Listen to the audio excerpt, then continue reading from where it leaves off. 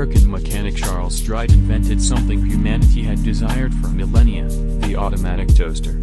Various cultures had long toasted their bread over fire in a process that required constant attention and produced uneven results. But in 1905, toast technology evolved with the invention of a new nickel and chromium composite. When an electric current ran through these filaments, they would overflow with energy and radiate heat. And since the flexible metal could be coiled to match the dimensions of a standard slice of bread, this heat could be dispersed evenly, perfectly toasting an entire slice all at once. The only problem left was overcooking, which Strite's model addressed with an automatic timer that simultaneously shut off the heating element and launched finished toast skyward. Strite's appliance would have been the best invention since sliced bread, except that sliced bread was actually invented later to accommodate toasters. But today, there's a new contender for the world's most important toaster. And instead of heating up bread, this machine uses similar technology to toast bricks, rocks, and molten salt to solve one of Earth's most pressing concerns. Every year, industrial manufacturers spend a huge amount of energy generating heat to make everyday materials and objects. These heat-dependent manufacturing processes for things like cement, steel, paper, and food currently come.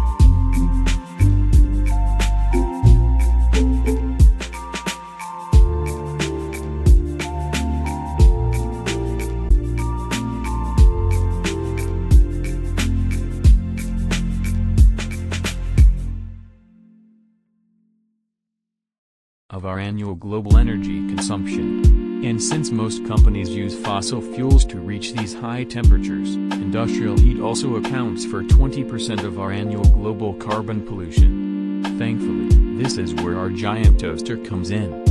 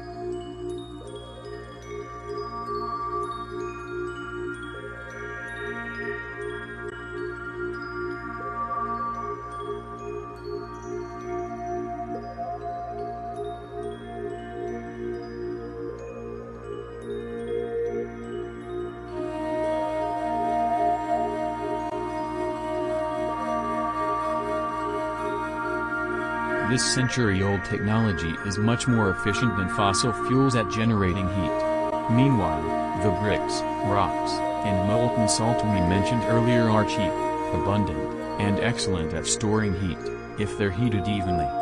Which, of course, is the toaster's specialty. So by toasting these materials, we can store heat as energy in what's known as a heat battery. To see this in action, let's look at a brick heat battery. These large bricks have been threaded with heating elements like you find in a toaster and molded with interlocking blocks that leave channels for air and heat. Then they get placed inside a chamber roughly 12 by 12 meters large. When turned on, the metal in the bricks bakes them to temperatures as high as 1,800 degrees Celsius. And since the entire giant toaster is encased in insulating steel, less than 1% of the heat escapes each day, enabling the brick to store hundreds of megawatts of energy, enough to power hundreds of homes for a month. When it's time to use this energy, air or other gases are funneled up through the channels, raising the gas temperature up to 1,700 degrees Celsius. Then the scalding air can be used to heat a space, turn water into steam, or run any other heat-dependent manufacturing systems. These incredibly high temperatures are the true innovation of heat batteries. Many industrial heating processes require temperatures over 200 degrees Celsius, and historically it hasn't been.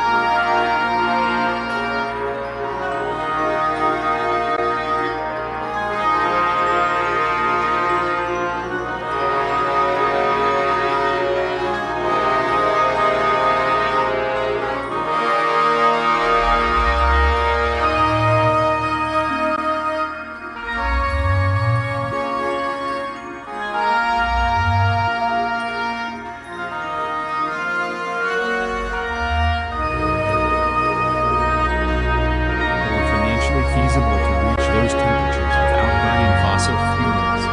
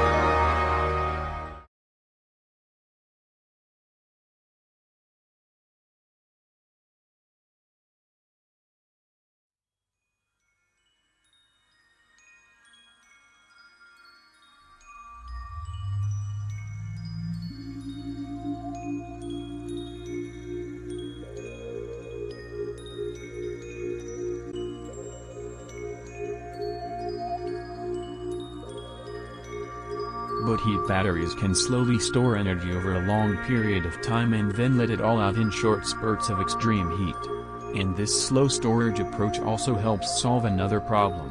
While wind and solar are currently the cheapest form of electricity on Earth, these technologies only generate electricity when the wind is blowing and sun is shining.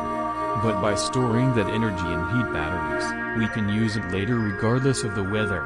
When all these pieces are in place, heat batteries are one of our cheapest and most sustainable battery technologies. For generating industrial heat, they're more than twice as efficient as fossil fuel combustion, and roughly half the price of buying power from the grid. And best of all, this technology is ready to go today. It's just a matter of incentivizing companies to invest in swapping their old technology for the toasters of the future.